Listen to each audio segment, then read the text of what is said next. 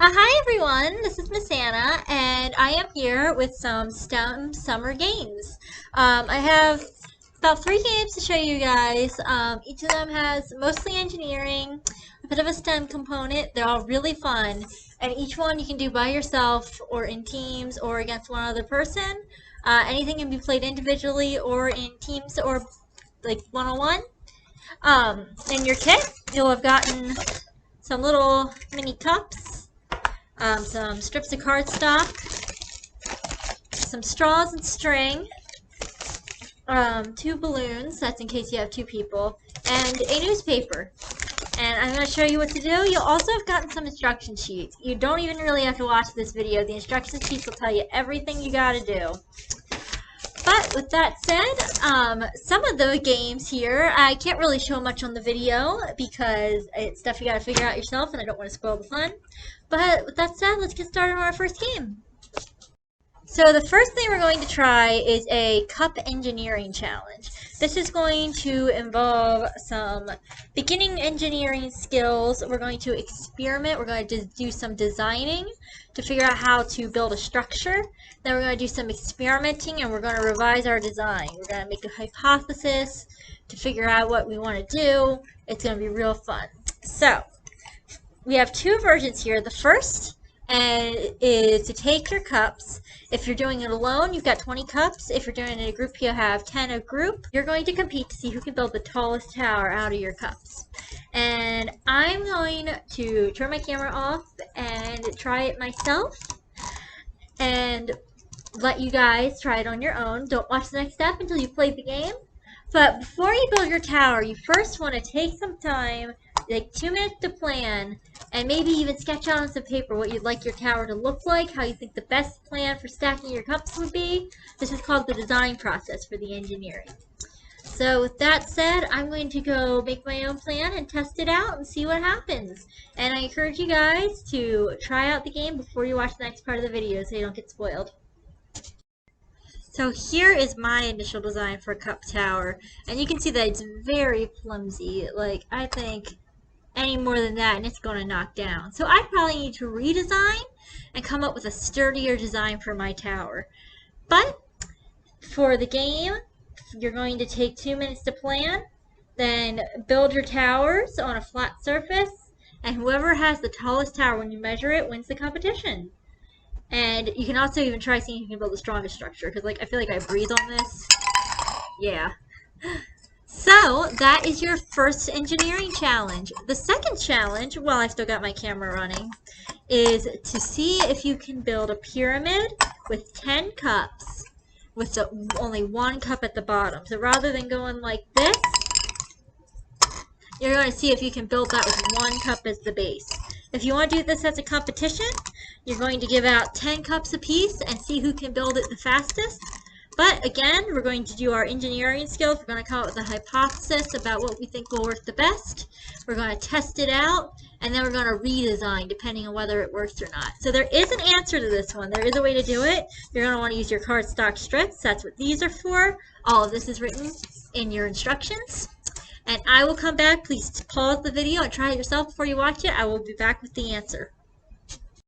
Alright, if you're ready to know the answer, I used 3 cardstock strips and some balance to stack up a pyramid with only one cup at the bottom. This is all about balance. You want to make sure you set your cups pretty much at the same time on either side, but the paper strips help to distribute the weight of the cups as you balance them on either side, and you can build an inverse pyramid. So again, if you're doing it for competition, whoever figured that out first is the winner. You can also just try it for fun by yourself. But those are our cup challenges.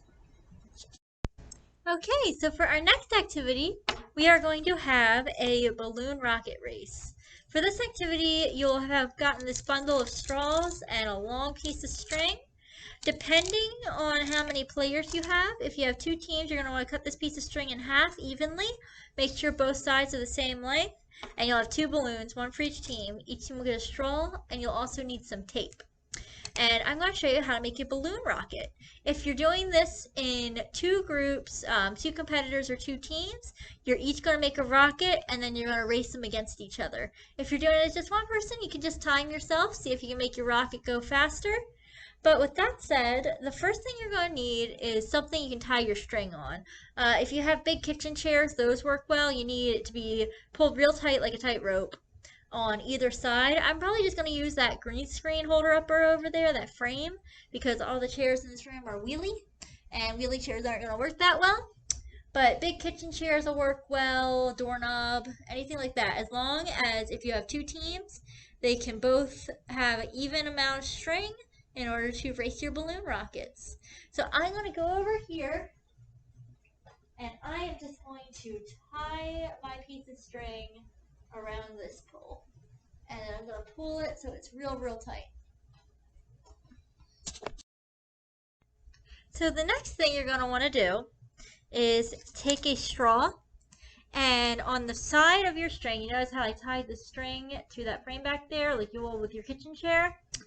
You're going to take a piece of string and just thread it through the straw like this. You want to make sure, it's going to be tricky because it likes to fall out. It's a pain. It might take several tries, but you're just going to string that through like this. Just keep pushing it until it goes all the way through. So I have got my straw threaded through, and we're going to keep it in like the middle of our thread so it doesn't come loose. I'm just going to set that aside for now. And then you're going to take your balloon and blow it up, but don't tie it. So I'm going to blow this up, and don't tie it shut, but take a piece of tape,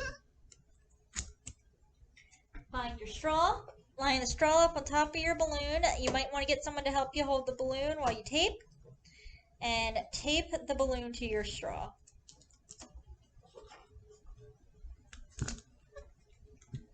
You're probably going to need 2 or 3 pieces. Just get it on there securely. And again, it works best if you have someone hold on to your balloon so it doesn't deflate while you're in process. So it'll look like this, and it'll be able to move along the string. And it's also important to note, I made a mistake.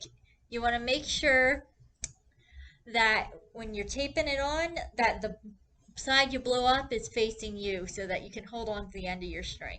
But that's okay, because I'm just going to tie the end of my string to something else. Or, another thing, if you make a mistake, is you can just unfurl your balloon. You'll be able to blow it up again and rethread it, which is what I'm going to do. So, stand by, be right back. So I have my balloon rethreaded, and now we're going to launch our balloon rocket. This is the fun part. So I'm going to go over here.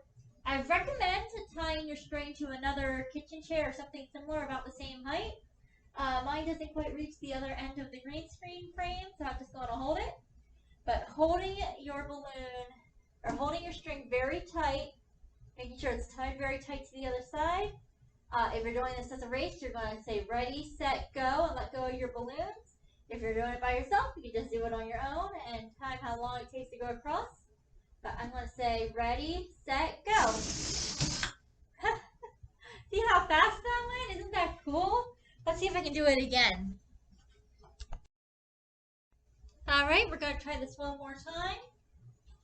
Going all the way over here as far as I can go. Might even go a little bit off camera. Pulling my string tight. Ready, set, go. Oh, that's fun. So how exactly does the balloon rockets work? So, pardon me, I'm checking my notes. So it's all about the air and thrust of your balloon rocket. As the air rushes out of the balloon, it creates a forward motion called thrust, which is a pushing force created by energy. When we launch the balloon, the thrust comes from the energy of the balloon pushing the air out. And different sizes or shapes of the balloon would have a different effect. It's kind of like the engine in a real rocket, so the balloon is acting as our engine. So in order to turn this into an experiment or have a rematch for your game, I encourage you guys to try out if you have a different shaped balloon at home, try that out. Try adding a basket underneath your balloon. See if you can take some paper and string and make a basket and carry cargo, and see if you can make a balloon race that way. And it's a fun activity to do by yourself or as a race. You'll find more detailed instructions in your bag. And with that said, let's move on to our last game. Well, it has started torrentially pouring outside, so it's very loud in here, so that's probably what you hear in my background. But our final game is going to be a newspaper platform challenge. In each kit, you should have some newspaper. I actually don't have any newspaper on me, so I'm just going to use some scrap paper that I have around. And your challenge is to use only this paper and tape to make a platform that can hold up hardcover books. Or softcover if that's what you have at home. And it has to be at least 6 inches tall. And if you're doing this as a competition, I encourage you all in teams or individually to build your own platforms and then compete to see who can stack the most books on their platform. Excuse the thunder. So I'm going to go ahead and try building a platform. Again, just like with the cup challenges, we're going to be doing some engineering skills. We're going to come up with a plan. We're going to have 20 minutes in this case if you're doing it as a race or as a who can stack the most books competition. You're going to have 20 minutes in order to come up with a plan and try building it. And then you'll test it by stacking up books and try doing some revisions and see if you can improve upon your original design. So I'm going to go ahead and see what I can make just on the fly here and test it out. But I encourage you again to please try it on your own first before watching my video, just so you don't get spoiled and you can go with your own design. So I will get back to you momentarily. Alright, I rolled up some pieces of paper and I'm setting a piece of paper on top. Yes, it does have Baby Yoda on it. I might even want to put some more supports in there. But let's give my first design a test. So I'm going to stack a book on top. Okay, it's holding. Let's shove this on for some hardcover books on it. Gonna try another one. Right, we got 2, 3. Oh, it's starting to wobble a little bit. 4. 5. This is doing a lot better than I thought it would, to be honest. How many you can stack with your own design. See if you can get more than 16 here. I would really love to see if you take pictures and send them to me. And again, it's all about that weight distribution. It's all about taking your cylinders and evenly distribute them and so that they all carry the weight of the platform. They all distribute the weight of the books across the top of your surface. So again, if you're making it a competition, see who can stack the most books. Try shaking the table and see whose platform is the sturdiest. And then, since we're engineering here, if you have any issues, assess what happened, what went wrong, and redesign and try again. And with that, that's going to be our last STEM game. I am just going to come around to this side. Check that out. And I hope you all enjoyed this video. I hope you all have fun with your STEM games. If you have any pictures, please feel free to send them to me at ajohns@carr.org. And I would love to see them. And with that said, I think I will be having one more video after this one, but there's a chance that this will be my last video program. We're going back to in-person now that the pandemic's calmed down a little bit and we can fully reopen. And I just want to say a quick thank you to everyone who's been watching my videos. I know a bunch of you are regulars who sign up for a lot of things, and I really appreciate you guys tuning into all of these and giving them views and trying out the activities. Special shout out to anyone who's come in and shown me what they made or sent in pictures. Y'all are the best. I just really appreciate you guys watching these videos. Again, there may be one more after this one. I'm not positive as of filming. But thank you again to all of my, I say viewers, it makes me feel like I'm a YouTuber. But to anyone who's checked out my video programs, y'all are the best. I can't wait to see you when we open in person in Exploration Point, which is now. You can come in for open exploration. Monday through Thursday, we're open 3 to 7:30. Fridays, 1 to 7:30, we're summer hours. And then on Fridays, it's 1 to 4:30. There will be some crafts around the room. You can try out the Lego wall that was in my background a minute ago. If I'm in here, if I can staff it, sometimes we have stuff like green screen or the button maker. And hopefully there'll be programs in here again eventually soon. Right now it's all Harry Potter themed because it's Potter month in the library.